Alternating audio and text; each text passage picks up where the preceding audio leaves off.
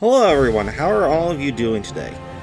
Me, I'm doing great. I played a game again that I haven't played for a while, that being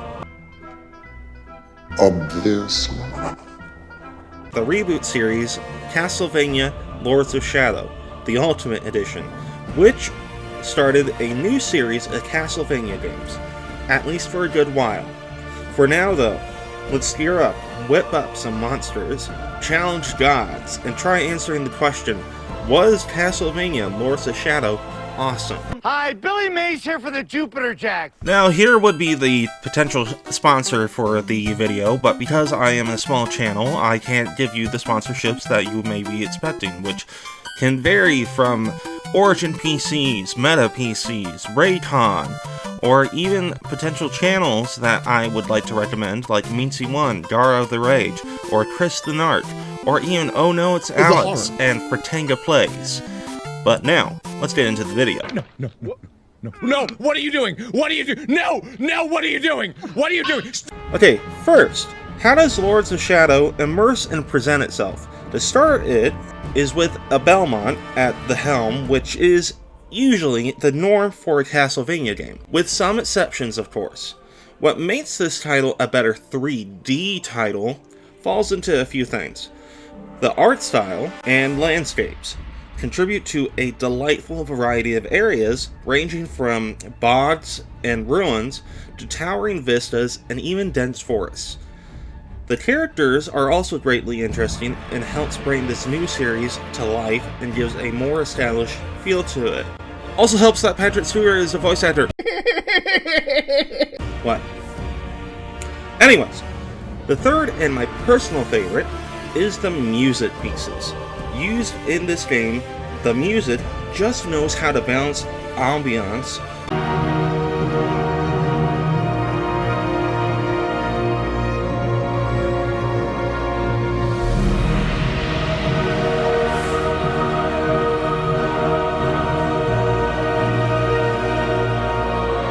and for combat or the boss encounters.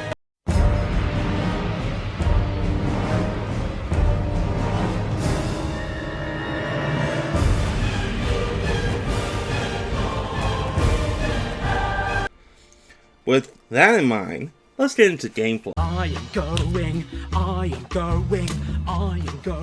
to lose my house. Okay, did y'all like the classic Castlevanias? Did you like the Metroidvania titles? Were the 3D titles not as good in comparison? Get on with it. Yes, get on with it. Oh, I am enjoying this scene. Get on with it! Fortunately, this game took cues from many titles not limited to Devil May Cry, the classic God of War game, Bayonetta, Blood Rain, and with its various exploration inspired by titles like Zelda and Metroid, with even further inspirations from earlier Castlevania titles, Super Castlevania 4, the classic, and from what I could tell, Castlevania Symphony of the Night, and similar games in the series. Thanks to all of these inspirations, Lords of Shadows has a very robust variation of gameplay as well. Because Gabriel is also a Belmont, he makes use of the usual whip, but with a few twists. For example, the whip is part of the combat cross, which has various abilities ranging from sawing objects apart, acting like a grapple hook, a stake, culminating into the functions of the combat. But like all Belmonts, Gabriel also has sub-weapons, ranging from silver daggers to summon crystals, to fairies in a jar, and finally, the Holy Water. Now these are the normal things, but then there's the additional abilities that Gabriel gets along the way. From a gauntlet that enables object movement, to pushing away enemies for crowd control, to boots that enable sprinting and breaking through barriers, to wings that give a double jump and more aerial attacks. But wait! There's more! Gabriel also makes use of light and shadow magic, light healing with every strike made and enabling other powers, and shadow enhancing attacks while also enabling new powers as well. These vary from holy water with light magic creating a force field to enhancing daggers with fire shadow magic. And that's it. Aside from the extremely robust combat system, this should make a lot of fans of games I just listed earlier very satisfied with how much Lords of Shadow has to offer. Now, let's get into the story.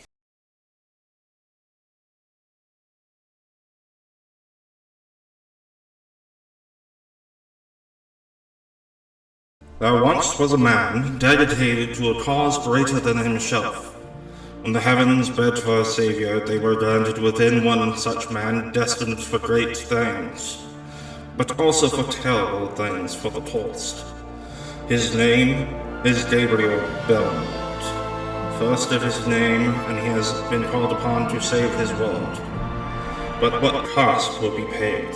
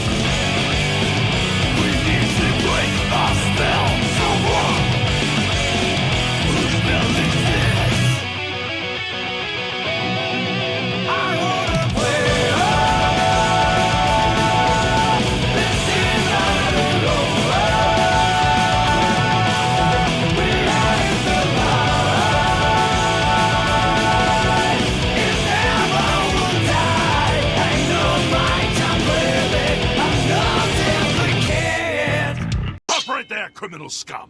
Gabriel's journey begins with entering a besieged village being attacked by lichens. After taking care of small ones, a ward also attacks, and after a piece of wood is being used, it defeats it. Gabriel also introduces himself and asks of a late guardian, but because of the attack, his horse was a casualty, so Gabriel continues on foot. As he rests, he is also visited by his wife, and we're introduced to the reason why he fights, but not for long, as a magic horse appears to him to take him to the Lake Guardian. After a brief chase and jumping a gorge, Gabriel gets closer to his destination. After an Indiana Jones map transition, he ends up in a bog on his journey. Gabriel encounters goblins and swamp grab hands. But something is also following Gabriel. Eventually coming across a chapel with an upgrade for the combat class, this lets him grapple. And shortly after getting the grapple, the pursuer is revealed to be a swamp troll. Could be Shrek's cousin. Probably would sound like this. What are you doing in my swamp? After that, Gabriel is able to continue forth and finally finds the Guardian. After unlocking a magic door, he meets with Pam, who also seems to know of Gabriel. It would also appear that Marie may know what is going on from beyond, but not before a clock puzzle is done with a complimentary guillotine. After proving himself, Gabriel is free to enter the Lake of Oblivion. As he crosses a frozen lake, Gabriel encounters a giant known as the Ice Titan. Before he can finish it off, he's thrown off, but is rescued with the help of another person and finally gets to Marie, who says the Lords of Shadow are the key to helping their work. It's revealed that this man is called Zobek. After some idea of a prophecy that could be the influence of what's going on, they have to split their efforts. Gabriel will go to the land of lichens, and Zobek to the land of vampires. Zobek also gives Gabriel a light talisman, and also plants the idea that with the Lords of Shadow's powers, he could resurrect Marie. Now stand aside, worthy adversary. 'Tis but a scratch. A scratch? Your arm's off. No, it isn't.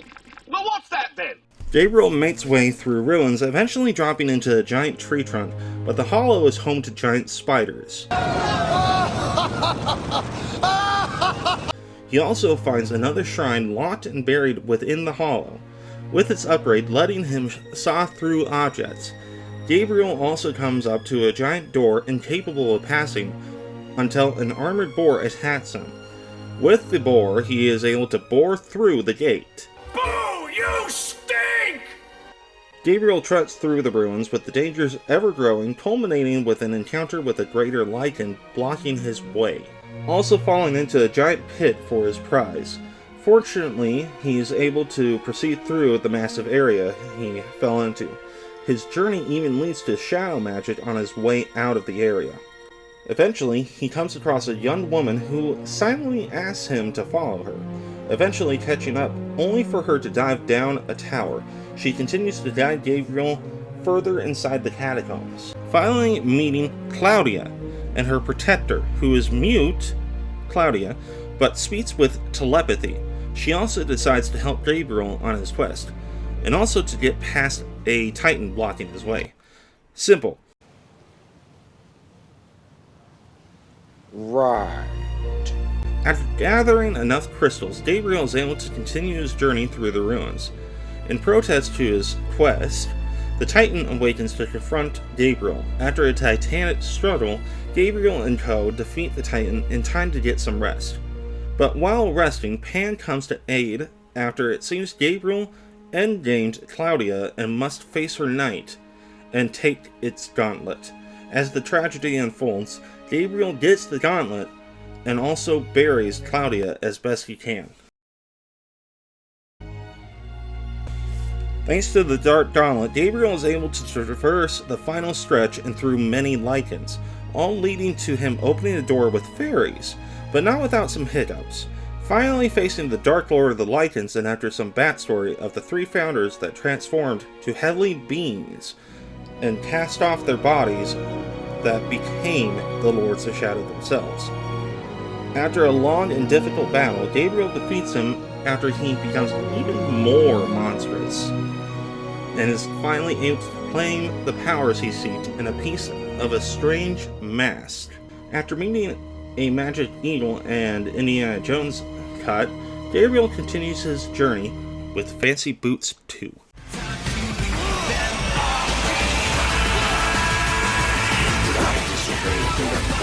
My memory would be wiped. I must destroy you.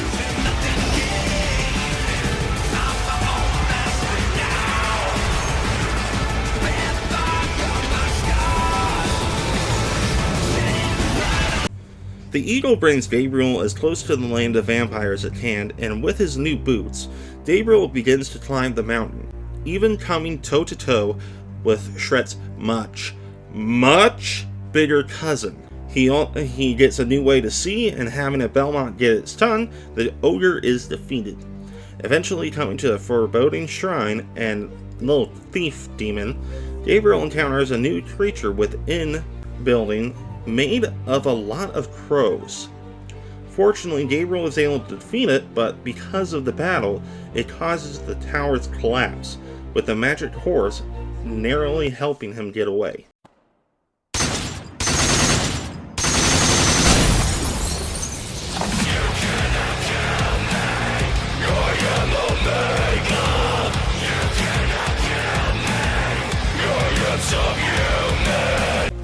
As Patrick Stewart narrates, the horse, apparently, appears to be Pan himself, helping Gabriel.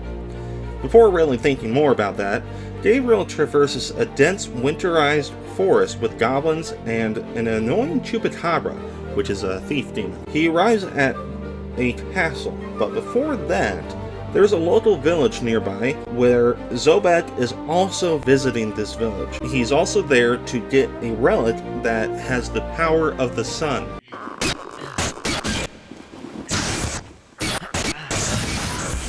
It's the power of the sun. Unleash the power of the sun! Even getting a combat cross upgrade for the trouble. The two men then need to go through vampire-filled catacombs to proceed. After various and pretty elaborate puzzles, Gabriel and Zobek finally manage to get inside. Despite finding what they need within the library, animated armors force Gabriel to escape while Zobek is stuck within. Gabriel solves some light puzzles and out of the library and up the Abbey's tower. After ascending the tower, Zobek and Gabriel confront the abbot and finally claim the relic to aid them. Thanks to the holy water, Gabriel is then able to thwart a vampire attack on the village. With a guide, Gabriel is finally at the castle and enters through its sewers.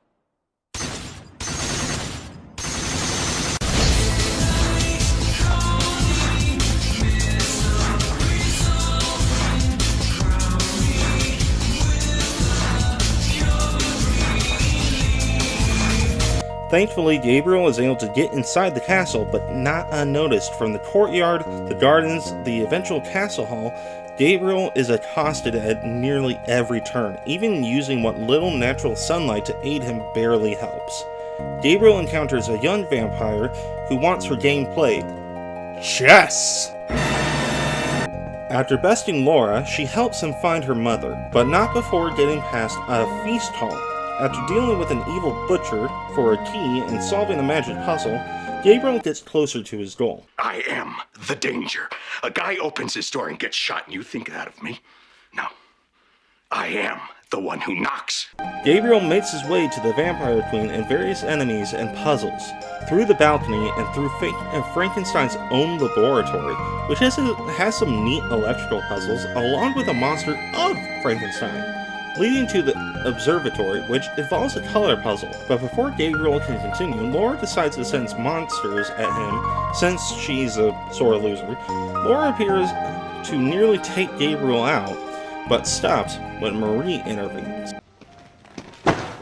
Pizza time. Gabriel finally comes to the final stretch at the outer walls, and his goal is in reach. The clock tower also stands in his way, involving various switches and intricate gears, and the monster of Frankenstein accosting Gabriel again, with a lift taking him higher to his goal. After a tough battle with Olrods, a general of Carmilla, Gabriel again is able to finally face the Vampire Queen after a "we're not so different" speech.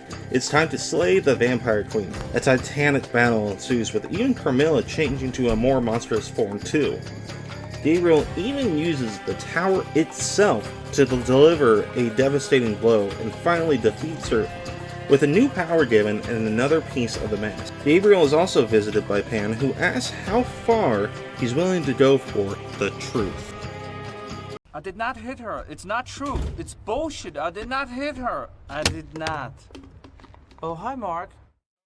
With Carmilla gone, Gabriel begins to journey to the final lord. Thankfully, with his new power, Gabriel treads through the bone forests, falls, and pits with relative ease, eventually coming across a decrepit house home to Baba Yaga, who's tasked to help Gabriel, but not before getting 3 keys for her, which involves using crows to annoy scarecrows for the keys. And with Baba's magic, he ends up inside her music box, Shrunken. Gabriel gets the blue rose she wants for her, and she keeps her word, of course. And where Gabriel ends up is a Titan graveyard, which needs to be used to proceed further in. Pan meets him again as well, but before he can proceed further, Pan turns into a new form and makes magic unavailable for a time. It doesn't last for very long, and after battle, Gabriel defeats Pan, continuing his way to his destination. A brief diversion through a flame cemetery, leading Gabriel to face the Gravedigger in his... After being nearly pulled into lava, Gabriel is able to continue his journey. Have a smoke!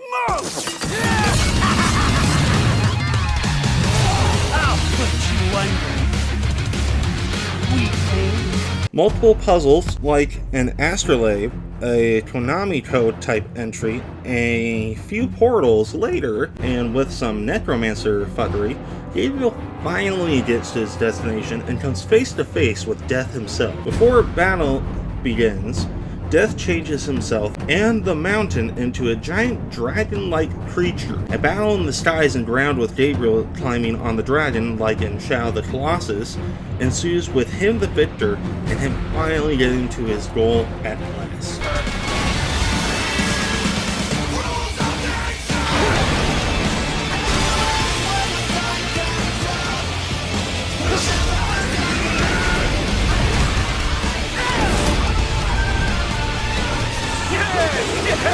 Swinging wide open!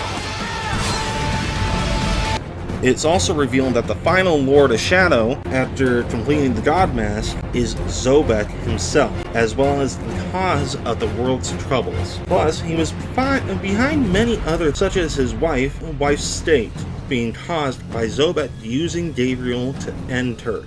No! You lie! Bastard! Search your soul, Gabriel. You know it to be true.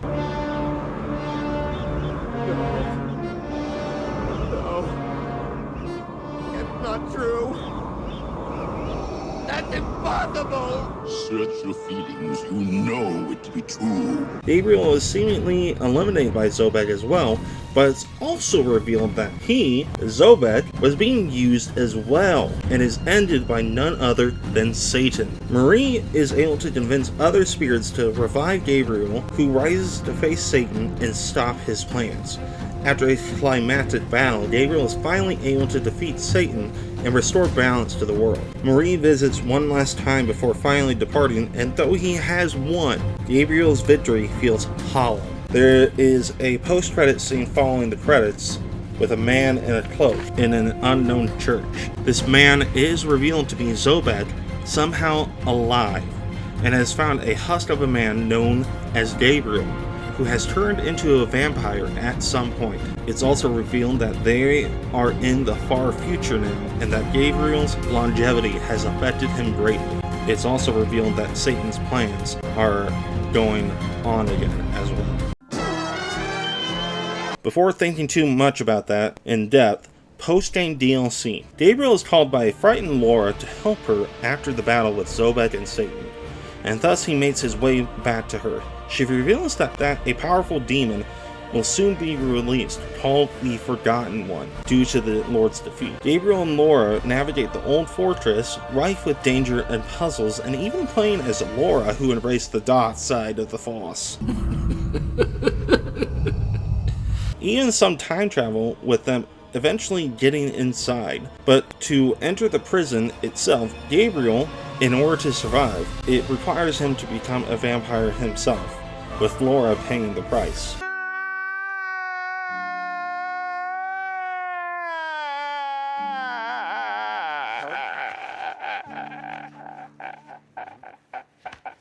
Now inside the rift and ever-changing, Gabriel comes face to face with his quarry, the Forgotten One. After a climb of hide-and-seek, Gabriel trails the Forgotten One. They even have a brief talk, and their battle formally begins. After opening part of the prison, Gabriel and the Forgotten One resume a chase further through the prison. The battle is long and difficult. When the Forgotten One is about to escape, Gabriel, at the last moment, takes its lost power into himself, with which he uses to vanquish the Forgotten One. Following his victory, Gabriel destroys his cross to bear, no longer the man he once was. And that is how Lords of Shadow ends.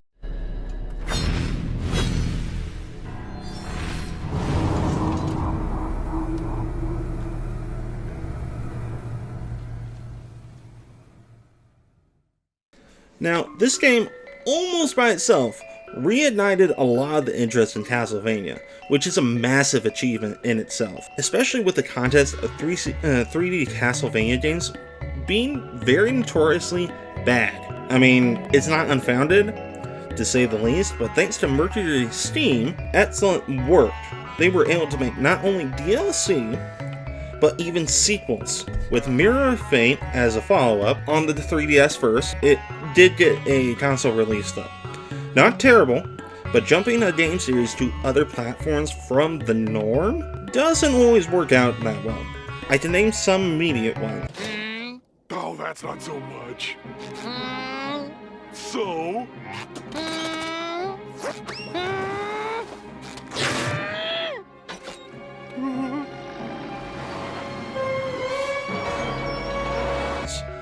But it can make for a messy narrative, which seemed to affect the sequel a lot. But that's for another video. Overall, I love this game. It did get a little convoluted with its story in parts.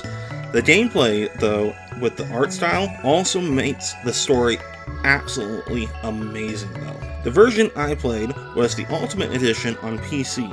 which was absolutely amazing on console, was even better on PC. And although Mercury's team isn't working on Castlevania anymore, they did recently make the new Metroid game, which is an excellent game as well. But if anything I talked about interests you, it is obviously on PC. Indeed. But is on PS3 and is also on Xbox, backwards compatibility games too. So if you want to play this game, I'd suggest get it on PC or Xbox. Now with that, I'll see you later.